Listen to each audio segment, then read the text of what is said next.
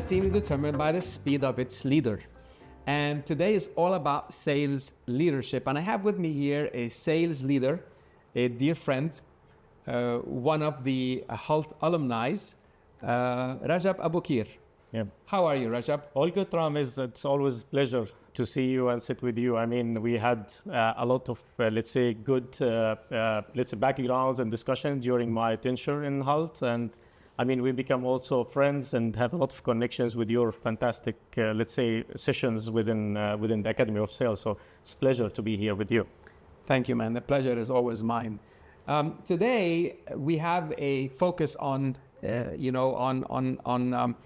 the concept of sales leadership. And within sales leadership, there is the topic of sales and leadership. So it's both of them coming together. Rajab, you've attended one of my sales management courses back at the university. I'm going to just put you on the spot. By the way, Rajab, tell us a bit about your current role. What are you doing at this moment so that people can... Yeah, thanks, Ramez. So I am now the Senior Commercial Director for George Fischer. It's a leader for the industry for the water flow solutions and the sustainable energy solutions as well. So I'm looking after the Middle East, North Africa region and international market. Water flow, right? So let's go. Whatever there is water, there is energy. Whatever there is energy, there is life. Absolutely. So Absolutely. Fantastic. So this is where we go back to asking you, from attending my sales management course at HALT International Business School, what were the biggest takeaways for you as you now embark on this, or you've been on this journey now for a couple of years? Go ahead. I mean, for me, there's many good topics every time I attend the sessions, but the one which stood, let's say, almost is the value selling. And for me, since we are, as a Swiss company, we produce, let's say, the most high-end products and solutions. And value selling is something really crucial, to focus on and to, transfer this kind of knowledge and thinking about it within, let's say, the organization and the team.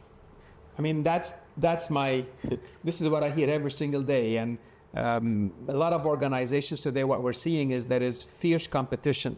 The barriers to entry in different markets and technologies have gone down drastically, which actually is creating an increased level of competition. Absolutely. And this increased level of competition is making it more difficult for organizations to really differentiate themselves and be able to sell this value. And I hear a lot of sales leaders that basically complain or talk about the biggest challenges that in this region, in this market, because there was traditionally more demand than supply, mm-hmm. Sales professionals were very comfortable.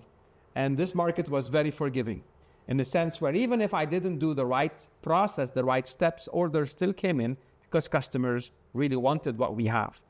Especially if you had a Swiss type of a Swiss brand or Swiss technology that's able to deliver very precise, let's say, functions or very precise machinery, instruments and flows and things like that is required to achieve certain technical results.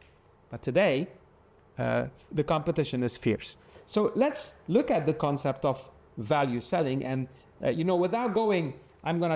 without sharing company secrets, but just being, as transparent as you can in a sense to allow our listener to really understand and possibly see that, the flow solutions that you sell, or you call them the transient, say it again.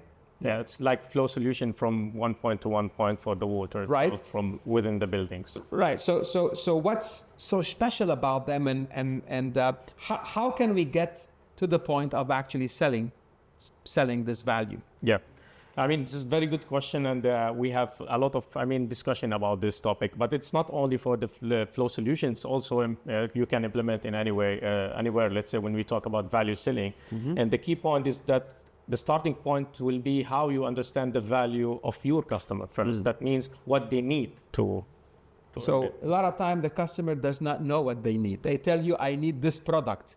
but they don't know why. How do you get them to give you that further detail? Exactly. So what we do actually, we add on top of it the services, which, for example, I can tell you from our perspective is engineering. It's the thing where most of our customers is dealing with us, because they know from engineering perspective, mainly for radiant cooling solutions, they know that we are the specialist on that specific matter. So they always come to us and we help them to understand more what is value for them and how we can really tackle each and every area of development they need. So that's one of the topic which we really emphasize on, and we see that it adds a lot from both perspective, that we understand, and if they don't know where the value is, that we help them to know the place. Right. You know, many years ago, there was something called a microwave. Nobody knew what a microwave was. Nobody knew they needed one. But today, try to take away a microwave. I just learned from Rajab what is radiant cooling. I had no idea what is radiant cooling, right? And maybe I'm going to allow you to explain this concept of radiant cooling, and maybe mention, if you can, maybe one success story that maybe exists in the market today. Yeah, I think radiant cooling in principle is how to make the place more comfortable with 0 decibel, that you noise free. It's much higher efficient than the normal, let's say, cooling principles. It has a lot of let's say of benefits, but at the end of the day, we reach a place where it's more comfortable to the people, especially in GCC, that we need the cooling all the time. And, you know, after the pandemic also, it become more crucial to look into the hygiene kind of the systems, and radiant cooling can be the best system also for hygiene. So it's a win-win. So hygiene means there is no air filters, no this, no that. It just kind of cool, right? Exactly. Man, that's amazing. So there's a lot of, as I said, add value, and also lifetime cycle. It's a huge. I mean, we're talking about 50 years. So it's 50 years. Yes, exactly. The lifetime of the product. Yes, it's almost maintenance-free system as well. So it pays for itself. Absolutely. And then tell me about this thing, putting it outdoors. Yeah, we can do also some principles also using also sustainable, let's say, solution as a source, because at the end of the day, we try to make the places more comfortable for in and out. So that's the thing.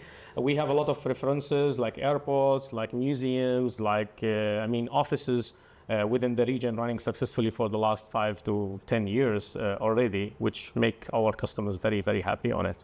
You can see you have an engineering background, or you know a bit technical stuff, right? Absolutely. I don't, right? However, this is the concept of value engineering, or the concept of selling the engineering as a value add to the client, right? So giving them understanding the dynamics, understanding flows, understanding certain technological aspects, you can bring a solution that today this might be at its nascent stages, yet as more and more, let's say, users adopt this technology, it will become the standard down the line. But this doesn't compete necessarily with existing air conditioning manufacturers, and it actually complements. It is, right?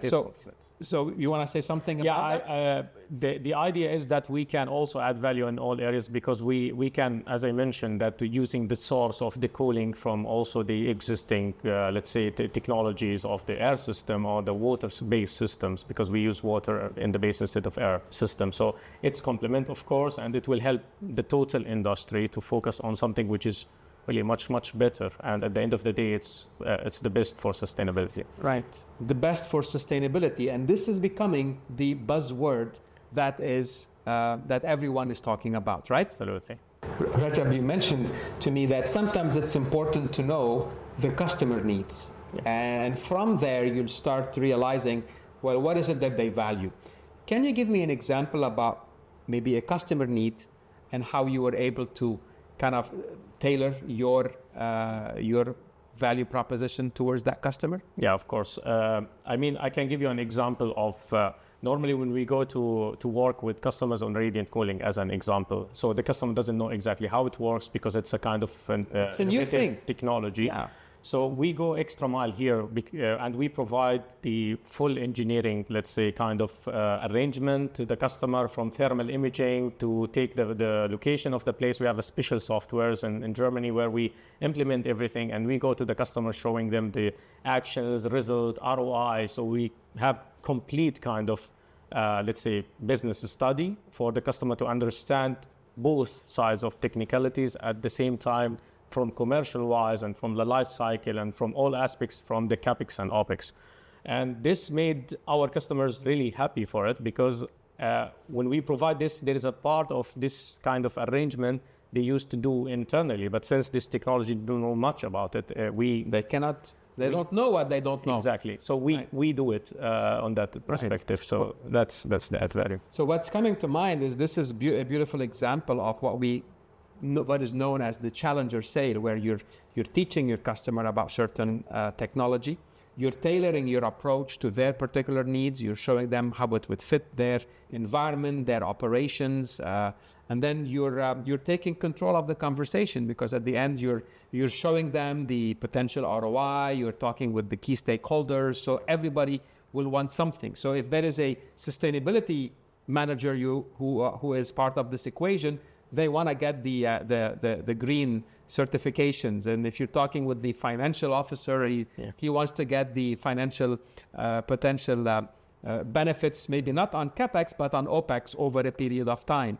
And of course, if you have the operation manager, he's excited because low maintenance, higher uptime, minimal disruptions, and it's a more sustainable flow for everyone. So it's a beautiful example of actually how you bring this entire concept to life. Absolutely.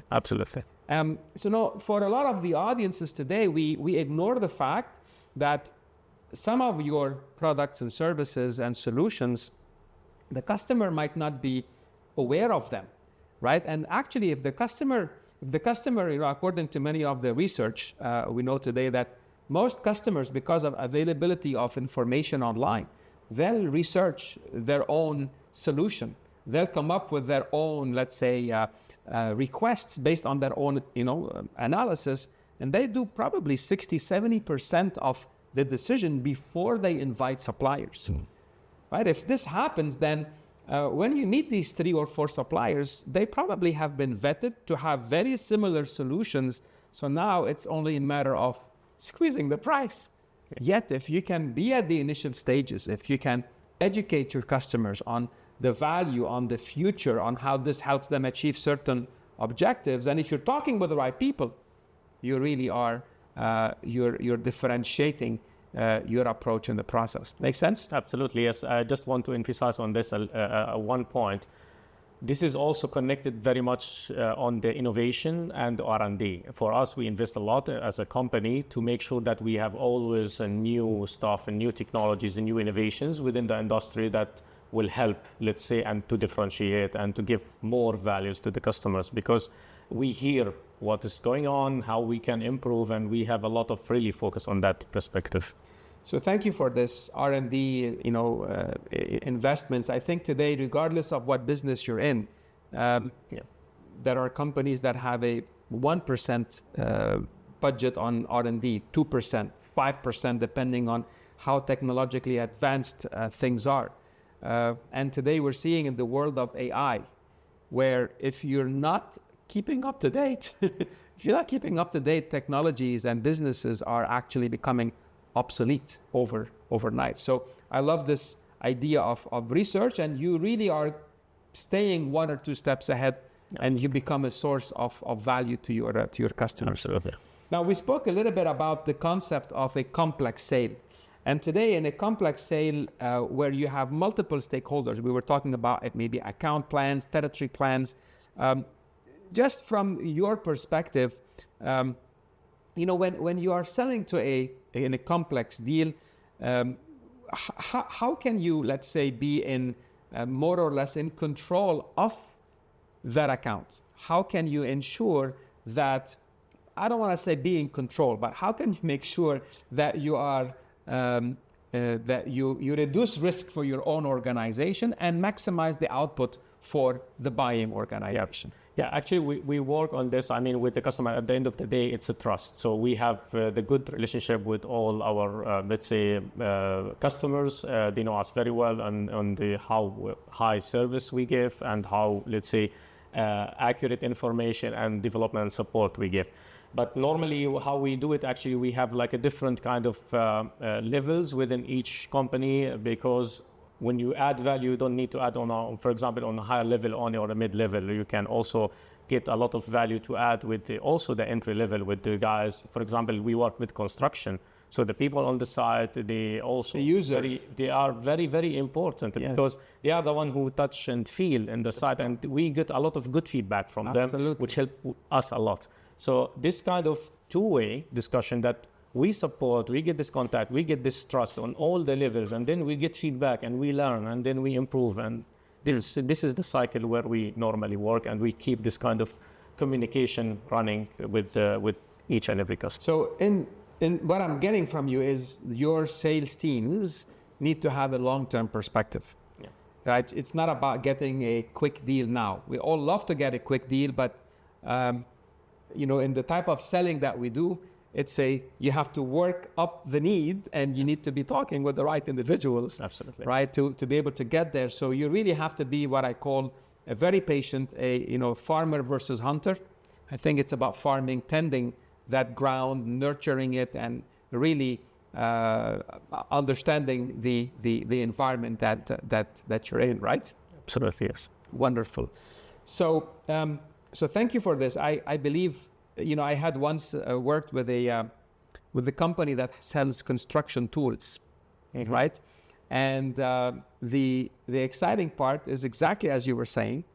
The sales professional, there was once a salesman got called into a site to give a quotation on a certain set of tools, and he put the quotation, and then the person that asked him for that quotation called him back and said, "Come here, look, I have a quotation from your competitor. Look at this. It's half price. You guys are thieves.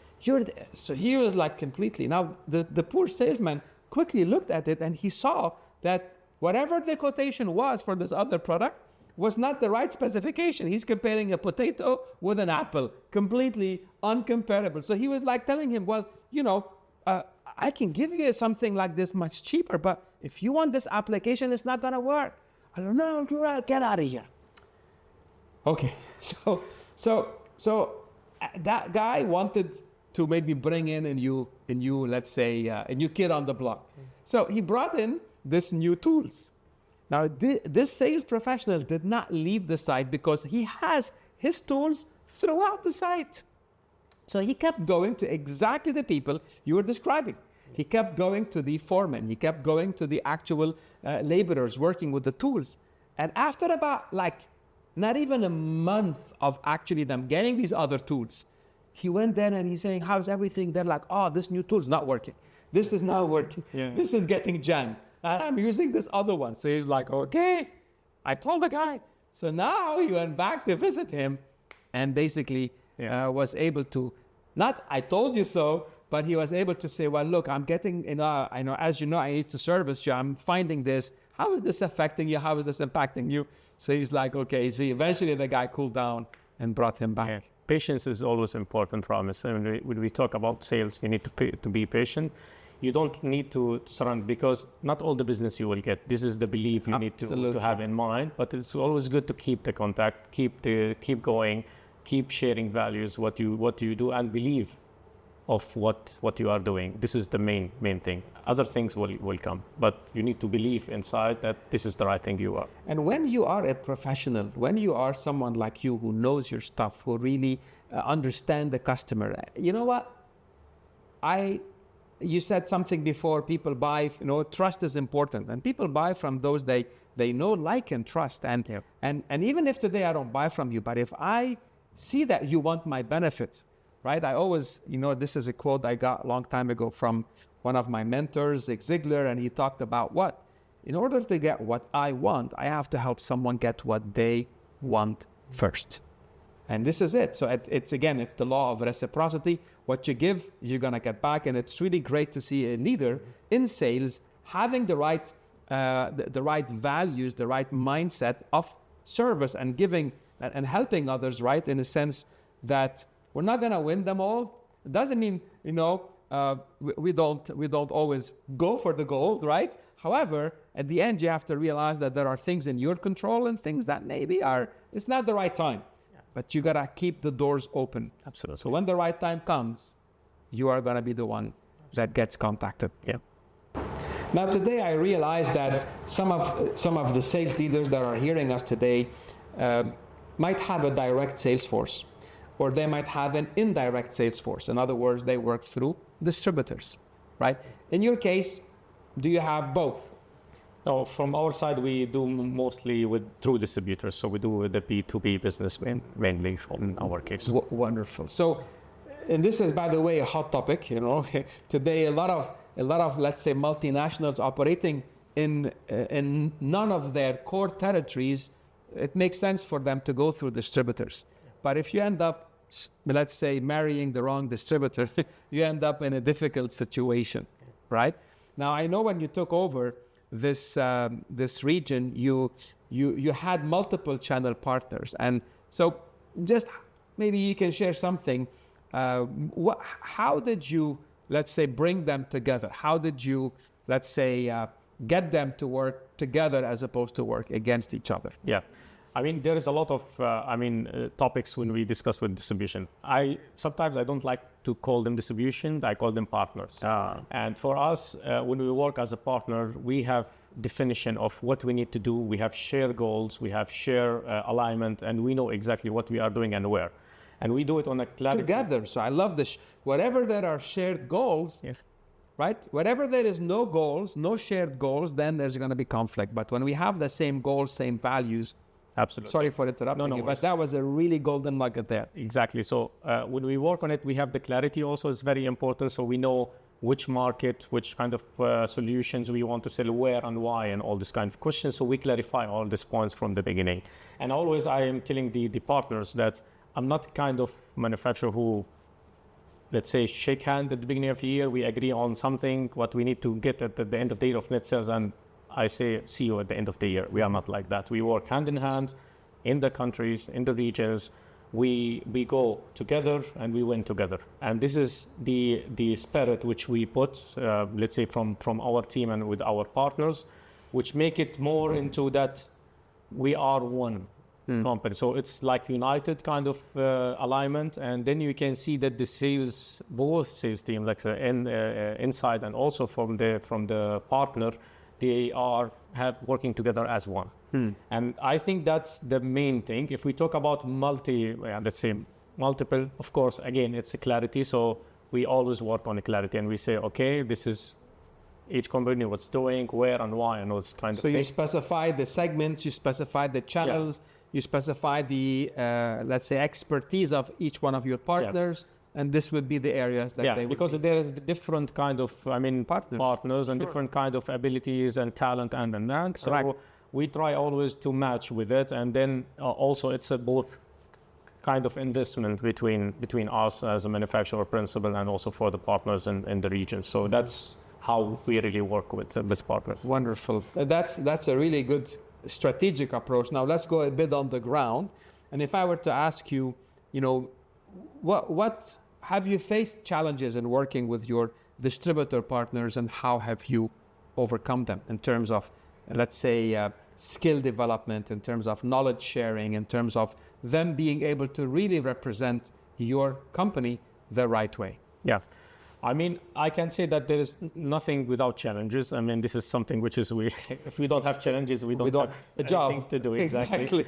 But there is a multiple. So we tackle challenges one by one. If we talk about, for example, the knowledge, so we make sure that we have a frequent kind of training for the channels to make sure that they are up to speed with the knowledge, with the kind of approach. And for example, we take them to a point that if we are them go to the customer, we transfer the same message and we speak on the same level. So that's something which we invest on in terms of training. In other words, you want the distributor sales force to be as good as your own sales force. So Yes. they'll have the knowledge, they'll have the expertise Exactly. to be able to. Exactly, that's the aim. So that's what we normally emphasize. So we have a multiple training sessions on this. Adding to that also that sometimes some of the channels they used to deal with let's say partners on a different way, like exactly, for example, leaving the full year, or for example they have somewhere in outside, let's say, the country, and they are just visiting once a year, and that's it. So it is sometimes difficult that they see it as a challenge that someone here is following up and it's on the ground. But we work together to show that this is actually an added value to them, that we can also to go together as an experts in what we do, and then we can have, let's say, the same messages, and we can grow the market together. So that's one of the things also that we can do. So we create from challenge, opportunity, and from opportunity, actions and development plans.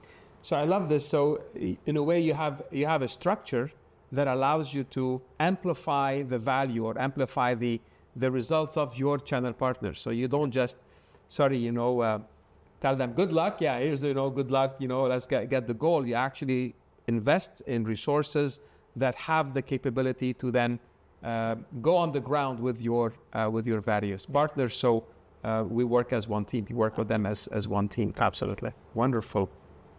Channel partners are an extension of your, let's say, of your own team. If you were to share something with our audiences, which one advice you might maybe share in maybe selecting a channel partner? If you could share anything along those lines. I mean, normally, I believe that when you select a channel, first of all, you need to have, let's say, a focus of what you need to achieve at the beginning. I mean, together, and then you need to go with the channels where you think that they have the talent in house. They are also willing to invest with you to take the business to the next step. It's not only like an add-on on the shelf kind of product, because it's a high competitive market if you see in the region. And when we talk about channels, mostly they have multiple, let's say, products, let's say 10 to 15 kind of product. And normally channels, they do one person per multiple. So from the sense of sales, normally people tend to sell the easiest product or solution than the others. So if you give him 5 and then you say, okay, go and sell, the sales by nature, he will go with the easiest one, not to go with the hardest. And when we talk about high-end and high-value solutions where we need to go and discuss in the deep dive engineering and others where the cycle is longer, then it becomes, let's say, something, different for the existing person. So that's something which is, I think, need to be aligned if you want, let's say, in any industry to select a channel, to make sure that you have a defined kind of way to go on it. It's not just to discuss about where to sell and how much the amount, it's how to build, let's say, the base of the structure of which will take you to the next level of the sales. So it's opposite way. So that's, I think, the point which you need to start from, instead of you start from how much value you want to sell. Right, I love this. So it's a bit about planning. We call it distributor targeting model. So you spoke about the elements of how do you identify a potential partner. So you understand, well, which products, which segment do I want to grow in? Do they have the capacity? Do they have the resources, the know-how? Sometimes you might need engineers. You might need certain capacity, and of course, the more you're selecting, you can say mapping your distributors to see which ones are going to be more, let's say, matching, and that's a really. I can give you also like kind of example. We work normally with a long-term relationship, so we have customers, let's say, and we have distributors working with us for more than 30 years now. I can tell you an example in Jordan, in Lebanon. So we have really a long-term kind of relationship where we really emphasize on it, and we build the business together like step by step. And that's why selecting a partner is crucial actually for the business. And as I mentioned, it's a partnership at the end of the day. It's a win-win situation. Wonderful. Well, thank you for this, Rajab. And if I were to kind of go back to the topic of managing through others, right? We spoke, so today you lead, you have some people on the ground that are your own team, and plus you have the teams of your extended partners, right? And if I were to ask you here, what is the one thing that really will differentiate a sales professional that will succeed, will accept the challenge to go and proactively drive the value that you want to do? So what makes one person more successful than another in terms of traits? What are the characteristics that define them as successful salespeople? Yeah, I mean, it's a very good, let's say, pure question to the point.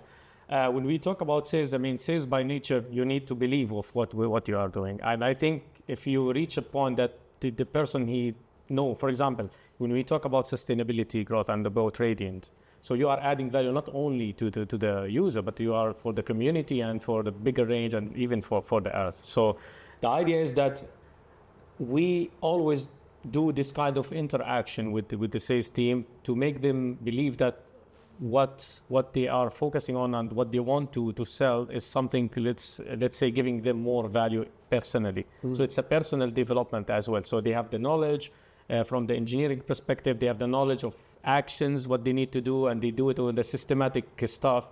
So that's something which is then make the salesperson more successful than another one of why I need to do this, except that. So if I can just read between the line, it's really the beliefs you want to connect with the values of the individuals. So do I believe? I mean, a long time ago I sold knives. You know the story. I used to sell knives door to door, Cutco Cutlery, vector marketing for a 15-year period of time. So I wasn't just selling them, but you know the story. But then how do you wake up in the morning excited about knives? You say knives. So it was not just the knives. It was, well, what am I doing with these knives? And I really believed in in the core of my soul and from my heart that, you know what, I'm going to help students become better professionals, become better communicators. I'm going to give skills to students to help them become better business people, to help them become better doctors, better engineers, better architects, because at the end, you're selling yourself. And if you don't, so from a management perspective, I believed 100% in that opportunity. I was a product of that opportunity.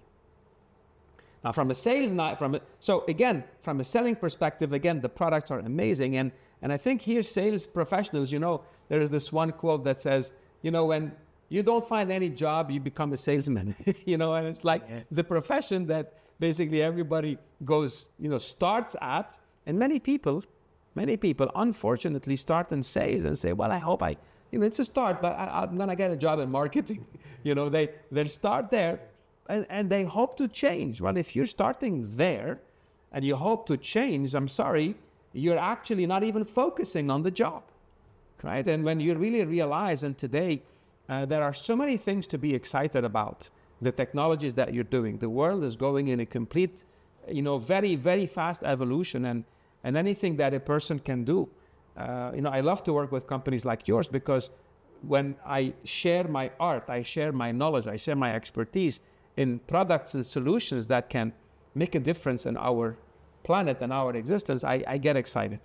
And that to me is a really amazing, let's say, point. So find people, find people that really have a clear goal and are going places, and to whatever extent they believe in your mission, vision, goals, values, and then we're going to rock and roll together. Absolutely.